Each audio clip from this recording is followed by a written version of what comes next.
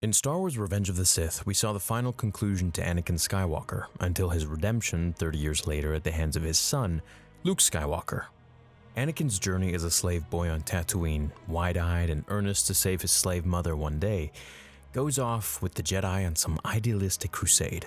Anakin surprises all the Jedi at the temple with his ability to learn quickly and develop his powers beyond what was believed possible for his age. The Chosen One, they called him.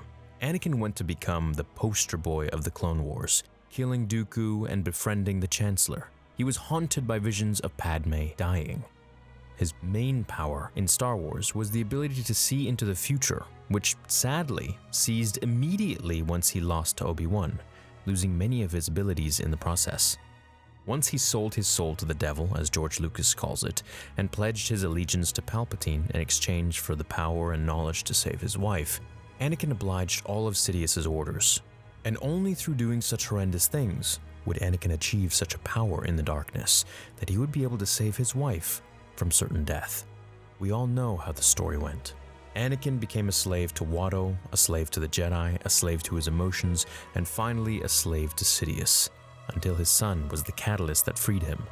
Masked and now more machine than man, Vader has lost everything. His powers, his body, his wife, his friends, and his Jedi code. He had become the very thing he swore to destroy, and he failed to protect those he had fought to protect for so many years. So, with everything gone, what was Vader loyal to? Palpatine couldn't teach Vader anything that could bring Padme back from the dead. And now let's keep in mind, at the time of George writing this story and the piece that I'm going to read for you in a minute, all the Disney comics didn't exist. Of course, it was still in the hands of George, Lucasfilm was, that is. There was no story of Vader going to build a time portal into his castle with Lord Momin, and then the awesome VR game, Vader Immortal by ILM X Labs, where he hunts you down for the Bright Star in order to bring Padme back with the Black Bishop's help and Lady Corvax and all that stuff. None of that existed yet. What we get is from this dialogue right here about why Vader stayed so loyal to Sidious after losing literally everything. The Emperor wanted this super guy, but that got derailed by Obi-Wan. With Luke, he can get a more primo version if he can turn Luke to the dark side. Luke is faced with the same issues and practically the same scenes that Anakin is faced with. Anakin says yes, and Luke says no. So why is Vader now subservient to Darth Sidious afterwards, if he cannot save Padme? What else is he going to do? It's hard for somebody like that to get a job, you know.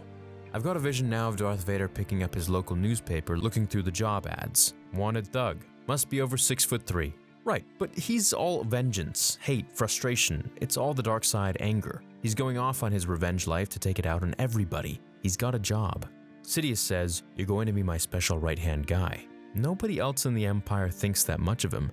He's not this see-all, know-all, powerful, evil guy. He's mostly a beat-up tin can. But he's powerful in a way that only the Emperor knows, which is with the Force. Nobody else believes in the Force. I mean, the Jedi had the Force and it didn't help them much. They all got killed. So, he's a regular guy in a bad situation, doing bad things. Right here we can see George's view on Vader. Vader was cool and powerful and all that, and he was one of my favorite characters growing up, but no one really in the Star Wars galaxy thought that he was all that dangerous. Until his story developed and we got to see more and more of him throughout the Empire. But at the very beginning, people didn't really know much about him. In fact, he was fighting clone troopers because they had no clue who he was, and this can be seen in the Marvel comics that I've covered and brought to life. Ready yourselves, troopers, he's coming through! As Vader breaks down the heavy metal door, the clones are struck with fear as they wonder who the heck is that, never having seen this monster before in their lives. Take him down! As the room is filled with blue blaster fire, Vader uses the Force to move the attacks away from him, being hit a few times in the leg and shoulder as he slams troopers to the walls and into one another. Keep the pressure on, concentrate your firepower, we've got him! As Vader tests his new body and Force power, You can check out my Darth Vader comic playlist that I have on the channel. You'll love it, I'm sure of it. Those are some of my favorite videos that I've made. And of course, the crew aboard the ship during Rogue One. They feared him too, but they came to fear him, as he was killing them. This is why Admiral Motti wasn't afraid to taunt Vader and make fun of his hokey religion of the Force in Episode 4. And of course, as we know, Tarkin was really the main one who stood up to Vader all the time and just kind of treated him like a dog. As George said, the Jedi all used the Force and they went extinct for the most part. So why should anyone else be afraid of Vader? It wasn't until later, in my opinion, that more of the Empire started to see his powers throughout the years, that they actually start to fear this tin can, as George puts it. He's a regular guy in a bad situation, doing bad things, and he's kind of stuck. What else is he going to do with his life? If he chooses to leave the Emperor, he knows that he will probably be hunted down and killed, if not by people that the Emperor sends, but by the Emperor himself, especially after that suit, which was made to basically be a lightning rod. Vader's killed everyone that he ever cared for, and now he's stuck with the only guy who will keep him alive as long as he doesn't betray him. Too badly, that is, as we know Vader does betray him quite a bit. In the beginning of his suited-up life, Vader fought and killed clones, like I mentioned.